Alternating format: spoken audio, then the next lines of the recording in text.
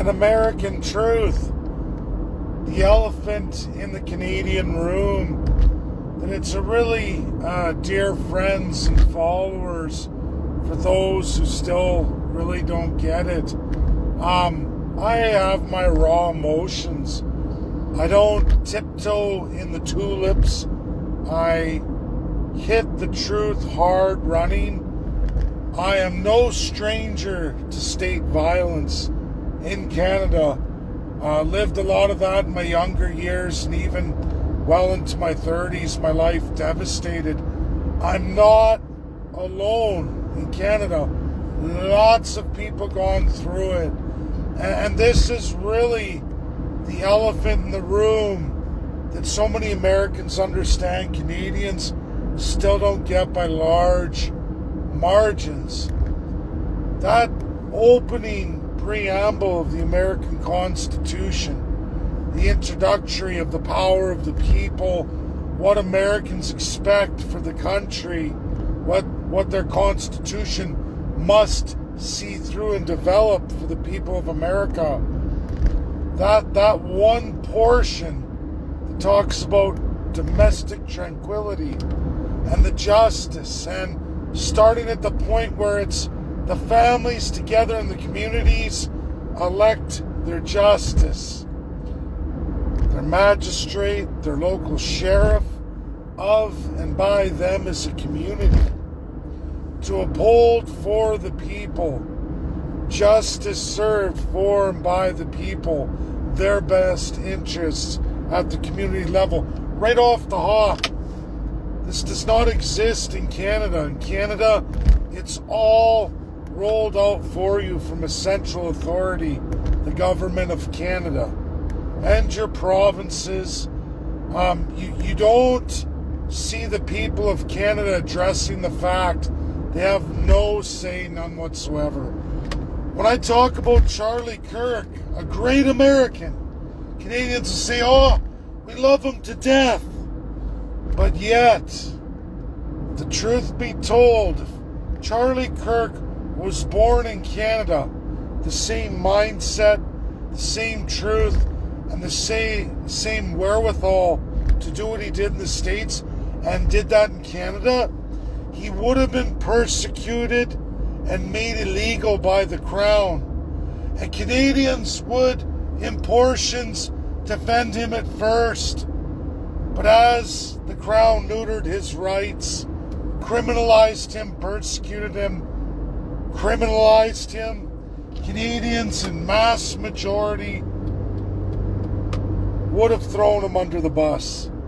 And anyone who denies this truth, this elephant in the room, that's clear in the preliminary of your Canadian Constitution forever and a day, as it's always been, a power unto the government from your Parliament, your Crown, and nobody else, not you, the Canadian people, you are subject to.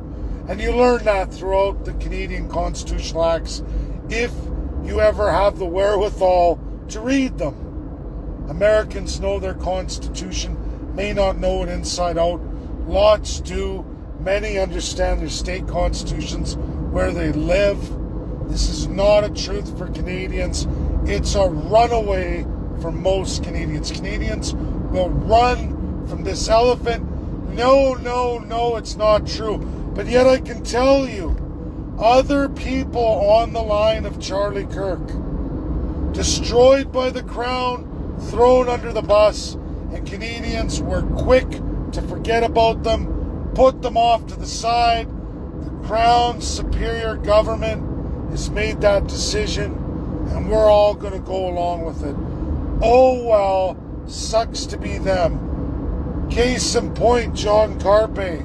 How many people support John Carpe in his hour of need, in his time of need, right now, today? The answer is little to none. An extreme minority. That's just one folk. I can go on to Michael Loberg, Canadian Coalition of Firearms Right, fighter, tooth and nail. Long gone. Where's Michael? People, I kind of remember that name. Geez, all our guns are seized. Oh yeah, Michael was warning about all that. He was fighting the crown tooth and nail. Oh, he got wiped out by the system. Who cares? And folks, I mentioned 2 lawyers. We can go through the convoy, organizers and protesters, many other protesters in Canadian history who don't have any crown titles at all. And like me, they got the shit beat out of them by the state-sanctioned violence. Violence that doesn't happen in the United States. Never happened to Charlie Kirk because he wasn't upsetting the domestic tranquility. He spoke honestly, rationally, made his case and points, like all of these individuals did too. But because we don't have the same thing, because the government runs it all, decides it all, and the people get along and go along in Canada. You're not codified in the system. You don't care that you've never been, never will be, that you're subject to it. You don't even care enough to read the highest laws of your land, which are corrupted, disgusting, perverted, and absolutely 100% placing all of you against everything Charlie Kirk ever represented or spoke about for the United States of America. There is so much that man went through that is completely opposite of what every Canadian is sworn to and every Canadian was beholden to and every Canadian serves to, regardless of what faiths they say they believe in, what churches they go to, because at the end of the day, every single time, they betray God, they betray all the things Charlie Kirk ever spoke about, articulated, went through. They can say they support him, but really, at the end of the day, how did you manifest those in your life in Canada? The answer is you didn't. You got along, you went along with thy Lord and Master, your politicians. All you cared about was which leader, and when they betray you, which is every single time, outside of maybe 1 or 2 in the last 60 years. 1 or 2 in the last 60 years. 10 provinces, 3 territories, and of course the federal government system. You multiply that out in all the elections, it's hundreds. It's in the hundreds. 2 out of hundreds.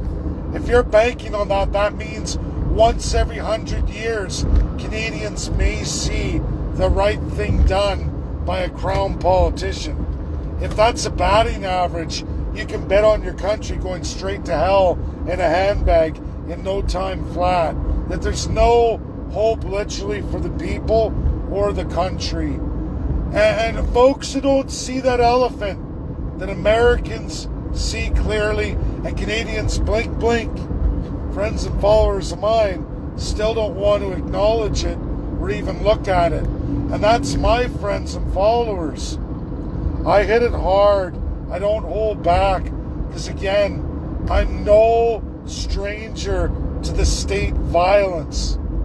I've lived it, been destroyed by it, rebuilt again, destroyed by it, and may very well be going through it again in short order here.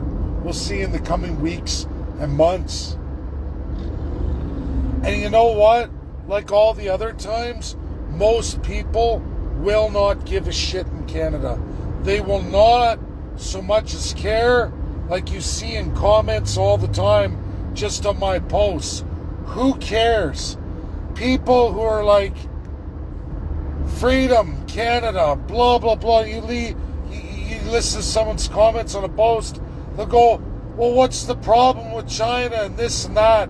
And Canada's people investing in that. Wow. Freedom? Do you even know what that word means? Obviously you don't know what liberty is. You don't know the power of the people clearly, because we don't have it. And if people want to move towards China and these narratives of military dictatorships, full-on communism, the rest of it, you're a lost puppy. you're gone. If you're spouting that you're for freedom, that is not the road to freedom. And if you don't understand the idea of your government investing in those creations against the United States of America, and you don't see a problem with that, you're the elephant in the room. You're the reason we still have a constitution the way we do, with so many multiple documents that really, really produce a slave state of a population, a tyrannical regime government beholden to nobody but their own wealth and power. And Canadians say that's a good thing. A government that's telling you that it's going to build the homes for the future of your children, the children to come, and of course all the mass immigration to come, that they're going to borrow against you to see that done. That's smart. That's great economics. That's normal. There's nothing normal about that. That's ludicrous. And how people don't see it and will blindly follow and are blindly following is beyond me, but it's the elephant in the room. It's clearly in the highest laws of the land, Canada, from the preliminary onward, a very large document, many times the size of the American Constitution, with many sizable amendments that Canadians chop up and say, hey, look, I've got the Constitution. It's like an American pulling out one amendment or one article and saying, look, I have the Constitution of the United States. This one article or one amendment. This is all of it right here. And I'm beholden to the government with it. Huh? That's how Canadians are. That's how a vast majority of Canadian trained lawyers are. Yeah. You have to really get to the doctorate level for Canadian legal scholars. And when they do get to that level of understanding, they're quickly out of Canada. They quit Canada as fast can be. Your greatest constitutional experts vacated this country a long time ago. And the more you generate, the more they abandon Canada. Snap of a finger as quickly as possible. And you'll never find them going, oh boy, look, I got a charter in my hand for Canada. They don't do that. They know better. But you've got an astronomical amount of corruption in this country, a dumbed down population that really is pathetic. It's pathetic, it's gross, and it's never going to change until the people change it. And these people who cling to the idea that President Donald J. Trump is going to forgo his constitutional provisions, what gives him power in the United States by the American people, he's going to violate all that and somehow command a military to save Canada. You're in for a rude awakening. You're in for a rude awakening. Annexation is another thing that Canadians are completely lost on. Annexation, according to American law and tradition, requires your approval. Those who would be annexed, they need you to want that. They need you to codify provisions that lead up to that. That starts with constitutionalism. This has been showcased over and over and over again, yet apparently no Canadian can figure that out. Still talking like an ape mentality. Canadian media still publishing absolute ignorance of the American system and historical truth. And Americans shake their head. Doesn't even matter what senators come forward, American experts and Canadians. No, it's this way. It's this way. Yeah. Even though there's no precedent or historical context to back any of that up. They just make it up. Just like they make up the reality of their lives in Canada and the legal framework we live under. Canadians love to make it up, and they love to be lied to by their politicians. They love to go to their churches, their synagogues, their mosques, and on and on and on, and lie to themselves on a weekly basis. Lie to themselves about the reality of what this country is and what they serve. It's a coping mechanism. It's ignoring the elephant in the room, that they have to admit to themselves that America was right all along and that Canada is broken. Canada's evil and corrupt, and that you've been mistaken, you've been misled, you've been bamboozled, you've been conned. This is the challenge I put forward to all friends and followers. It's what you need to put forward to the majority of ignoramus Canadians. And if you haven't figured that out after following me all these years, or you don't want to, that's on you. But don't ever think that the things I say and do are because I'm mean. It's because that's the truth. I stay with the truth. I'm raw, emotional about it, and I don't ask for anyone's forgiveness or tiptoe in the tulips hoping more people will follow me by playing along, getting along, or engaging in the lies. I haven't done this for many, many years. I look at my children straight-faced. I love my children. They love me. Not all family and friends accept me. That's fine.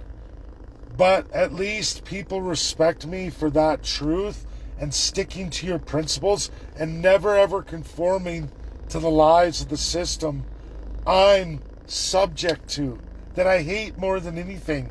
But at least I face it with certainty, honesty, and the absolute truth at hand. And I'll never be apologetic for that. And I'll never tiptoe in the tulips for anybody. Or suckhole for any kind of following. I don't even care how many people fall off. I don't. It just reinforces over and over again what we're up against. An unsurmountable force of ignorance. A willing cuckold of a population. And it's scary. It's unbelievable. And when I think sometimes I'm breaking through, a day will come like today where you're just, wow, so many really don't get it. They don't get it. And they still live in a fantasy. And they're not willing to change a viewpoint that's critical to moving forward, which is accepting the idea that you need to understand you have to have personal accountability and responsibility. You need to push forward for your government to be beholden to the people. That means getting involved in constitutionalism. People making the laws that govern them. Because if you can't be responsible, you don't want to be accountable and honest with yourself, how are you ever going to get to a point where you see that done with the government?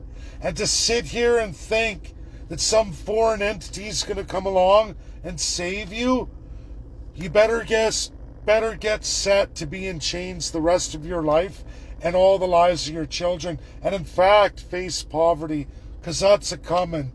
And that's where, if anything, we're going to be with the United States of America. I've told everybody about the pain, and it will be economic damnation as you allow Mark Carney and all your premiers from every party. There's no conservative salvation here. They are all in it to win it for the crown. If you don't get that, you are way, way out to lunch. And you will see with the United States, who we will see in the coming year, what happens with the trade deal. I can see right now where Mexico is and Canada isn't. And Canadians just, oh well, who cares? Let's keep subsidizing China and the BRICS. Let's keep mining gold and turning it over to all those nations at epic levels. Well, literally, Canada's in the ounces. Those are your gold reserves. Government of Canada in the ounces. Yet you mine megatons every year. out to all the BRICS nations, military dictatorships, civil law socialists, or full-on communists. And in that order. That's what's really terrifying. And Canadians don't want to see it. So many, no, it's not true. Yet you can't even be bothered, after all these years following me, to even pick up the Constitutional Acts of Canada Consolidated, 1867 to 1982. Because if it isn't repealed, and it doesn't say point 2 repealed, or 3, or 37, or 86, ABC, whatever it is, that means it's in force. And if you don't know that, I don't know what to tell you. Everything written there, published for all Canadians, easily accessible in the world, is there for you to read. If you ever want to know the truth of what you are and what you're in, it's there for you. And they laugh because you don't want to do it.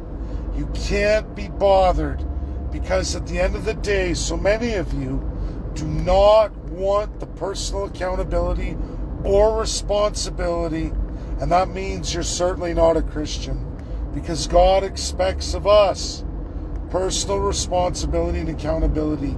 It's not a license to sin, unrepentantly sin, and continue to sin, and then on your deathbed, oh, I'm sorry, I was only kidding all that time. Oh, forgive me now. God doesn't save those who don't want to save themselves. And there's a lot of truth to that. That's my video. That's my explanation. People can accept it or not accept it. Many won't, in mass majority. But that's the truth. The elephant in the room. Americans see it. Canadians do not. In mass majority.